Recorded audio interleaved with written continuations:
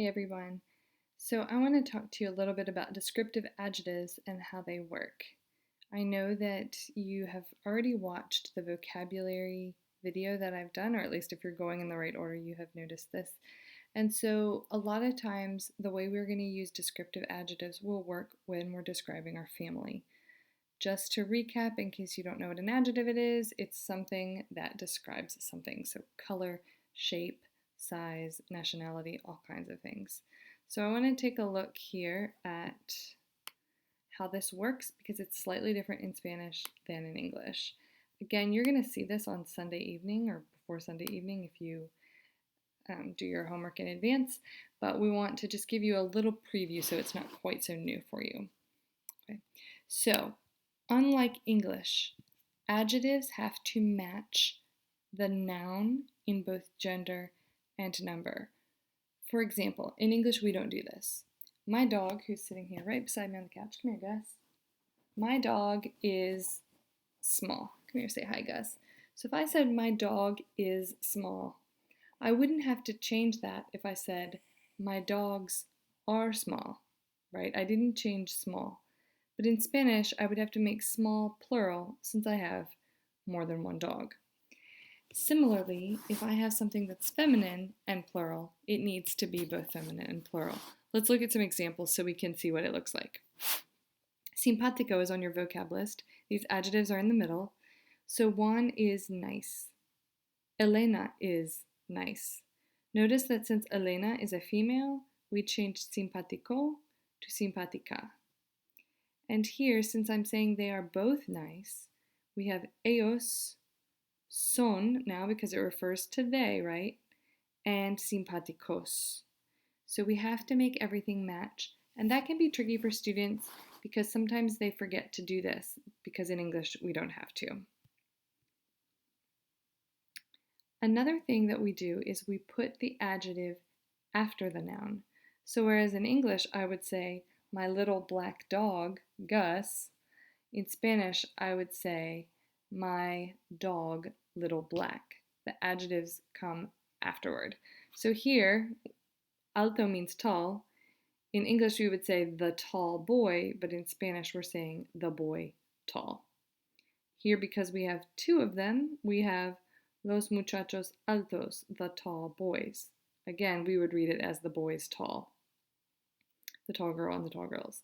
So you need to pay close attention to this little article, the, el, los, la, or las, because that will tell you how your adjective should also match. Now, all adjectives don't end in O or A. For example, inteligente, meaning smart, or difícil, meaning difficult, don't always, they don't have an O or an A. So here, if they have an E, if it ends in an E, you can just add S. But if it ends in a consonant, then you'll add ES. Again, you're going to see all of this in your tutorial. This is just to kind of give you an idea for it. Just like conductor, profesor, all of those things will match as well. So trabajador, meaning hardworking, will match that way. So here you have a list that is also on your vocab sheet. You're going to want to know all of these words. Now, some of them aren't as hard as others. For example, grande, being big, is like grand, right? Or importante, inteligente, interesante. Those are cognates. That means they look and sound like English. You're not going to have trouble remembering those. Mucho, meaning a lot or much. That looks like English. So some of those you aren't going to want to focus on quite as much.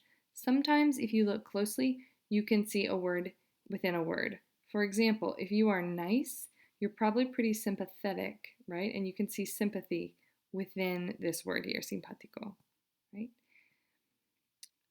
So there are a lot of different words that you'll want to know so that you can describe people or objects. Sometimes you can also see verbs within them. So for example, trabajar, to work, and trabajador, hardworking. Similar rules with nationalities, okay? How to make it masculine or feminine, singular or plural, and how you will make those plural have different rules.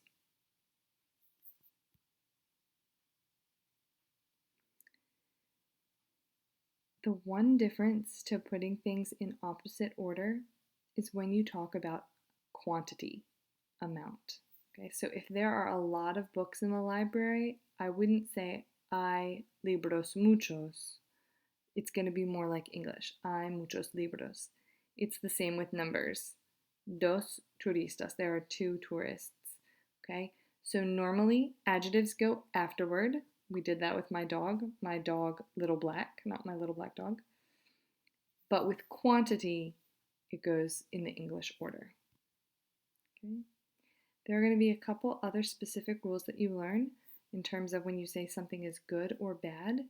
And if it's the masculine singular form, so if I'm talking about my husband or my job or my book, any of those that are masculine words, I would drop the O and leave that and put it before.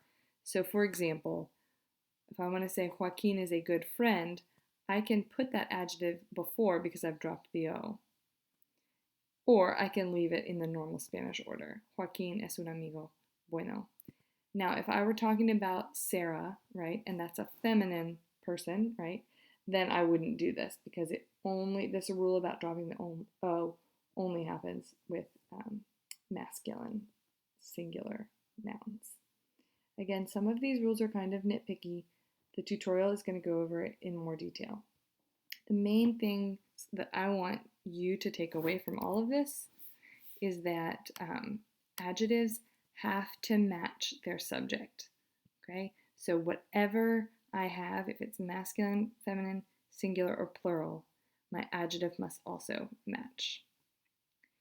The other big takeaway is that they're going to come after the object, right? So if I want to say, I am a tall girl, I would say, soy una chica alta.